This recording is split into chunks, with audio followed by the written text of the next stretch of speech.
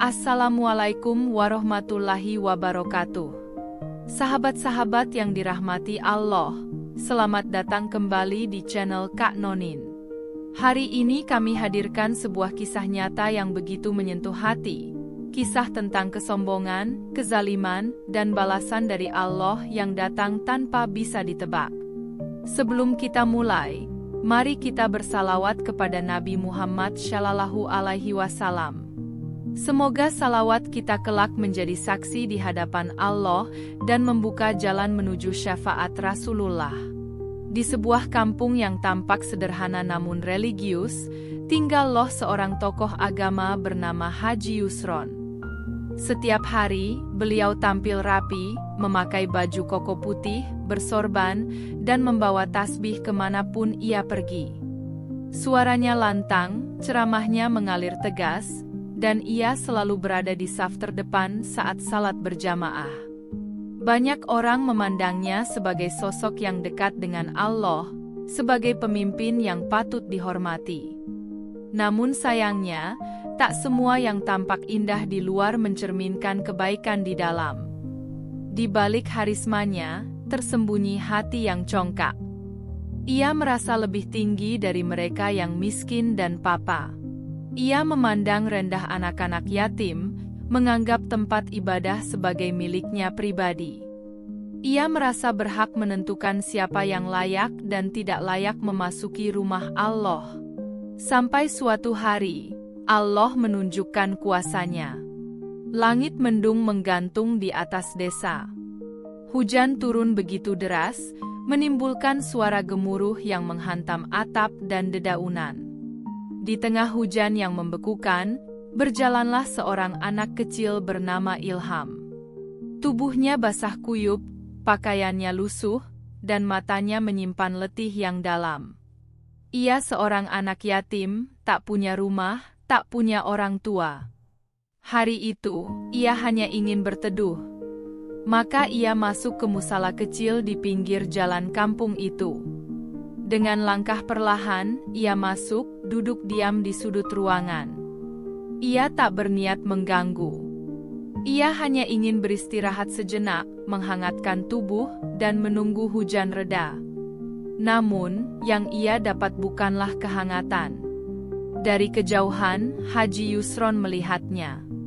Tatapan tajam menghujam, amarah perlahan tumbuh.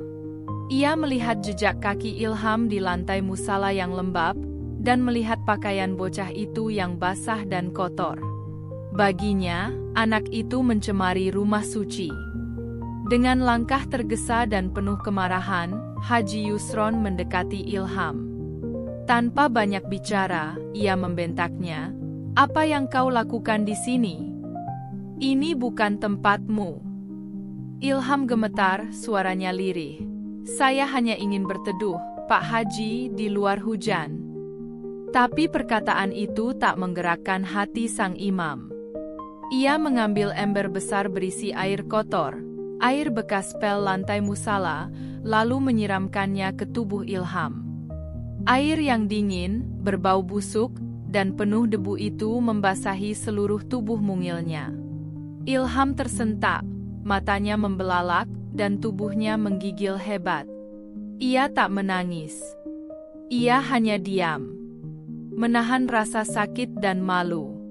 Lalu perlahan, ia bangkit, meninggalkan musala dengan langkah lunglai. Namun, saat itulah kejadian aneh mulai terjadi. Hanya beberapa menit setelah Ilham keluar, Haji Yusron mulai merasa pusing. Pandangannya kabur. Kakinya gemetar. Nafasnya memburu. Wajahnya memucat, dan ia mulai kehilangan keseimbangan. Jamaah di sekitarnya mulai memperhatikan. Mereka melihat tubuh Haji Yusron limbung, kemudian terjatuh ke lantai dengan keras. Nafasnya tersengal. Suaranya bergetar. Tiba-tiba ia menjerit. Mata yang tadi tenang kini membelalak, seolah melihat sesuatu yang mengerikan. Dan memang, ia melihatnya, Ilham. Bocah yatim itu berdiri di ambang pintu musala. Tapi kali ini berbeda. Wajahnya pucat, tubuhnya basah kuyup, matanya kosong. Seperti bukan manusia. Seperti peringatan yang dikirim dari langit. Haji Yusron mundur ketakutan, tubuhnya menggigil hebat. Tak lama, ia mengerang dan akhirnya terdiam. Tak bergerak. Tak bernyawa. Jenazahnya dibawa pulang ke rumah. Namun kejadian aneh belum berhenti. Saat dimandikan, kulit tubuh Haji Yusron mengelupas seperti daging yang terbakar. Bau busuk menyengat memenuhi ruangan, membuat pemandi jenazah muntah dan ketakutan. Kain kafan yang menyentuh kulitnya berubah warna, meninggalkan noda hitam yang menyengat. Ketika hendak dikuburkan, tanah yang dilempar ke liang lahat justru memantul keluar. Warga yang menyaksikan kejadian itu hanya bisa menangis. Tak ada yang mampu berkata-kata. Seolah bumi pun enggan menerima jasad seorang yang telah menyakiti anak yatim. Dan Ilham? Ia tak bersorak gembira. Ia tak tertawa melihat balasan Allah. Ia hanya diam, duduk di bawah pohon, memandang ke arah pemakaman dengan mata yang tenang. Ia tak pernah mengutuk. Ia tak pernah berdoa buruk. Ia hanya berserah kepada Allah. Dan Allah telah menunjukkan keadilannya dengan cara yang tak terduga. Setelah kejadian itu, warga kampung berubah. Mereka mendekati Ilham. Memberinya makanan, pakaian, dan perhatian. Musala pun kini terbuka untuk semua. Tak ada lagi yang merasa diusir. Tak ada lagi kekuasaan yang menindas. Hanya ada kedamaian. Sahabat, kisah ini mengingatkan kita bahwa Allah tidak pernah lengah terhadap kezaliman. Bahwa menyakiti anak yatim adalah tindakan yang bisa mendatangkan murka besar. Dalam surah Ibrahim ayat 42, Allah berfirman, "Dan janganlah sekali-kali orang-orang yang zalim menyangka bahwa kami lengah terhadap apa yang mereka kerjakan. Sesungguhnya kami memberi tangguh kepada mereka sampai hari yang pada waktu itu mata mereka terbelalak."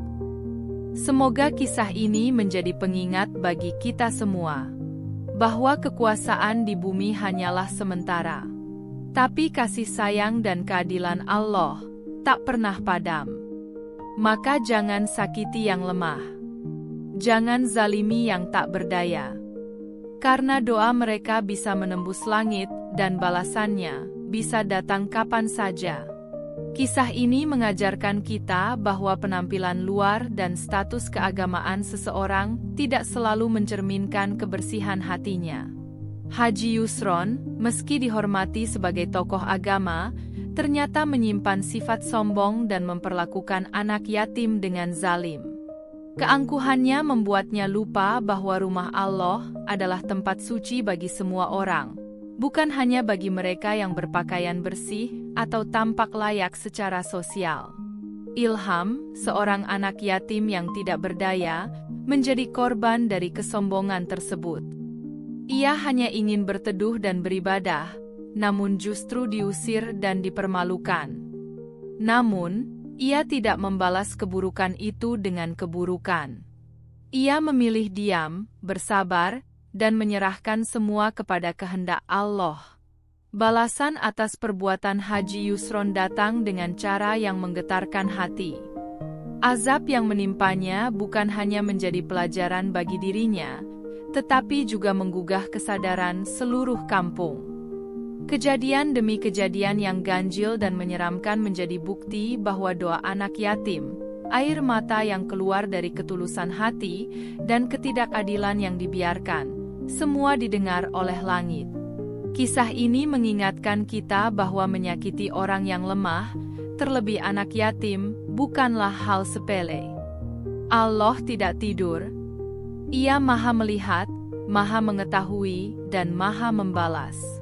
Dan ketika balasan itu datang, ia datang dengan cara yang tidak pernah kita bayangkan. Jagalah hati, rendah hatilah, dan perlakukan semua orang dengan kasih sayang.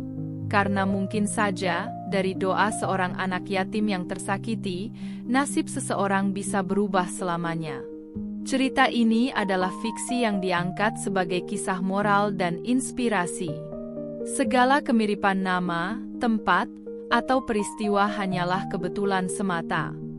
Tujuan dari kisah ini bukan untuk menyinggung pihak manapun, melainkan sebagai bahan renungan dan pengingat bahwa kebaikan akan selalu menemukan jalannya, dan kezaliman tidak akan pernah dibiarkan oleh Sang Maha Kuasa. Jika kisah ini menyentuh hati kamu, jangan lupa untuk klik like, bagikan video ini, dan tentu saja subscribe channel Kak Nonin agar kamu tidak ketinggalan kisah-kisah penuh hikmah dan pelajaran hidup lainnya. Aktifkan juga lonceng notifikasinya supaya kamu jadi yang pertama mendapat kabar saat kisah terbaru kami tayang.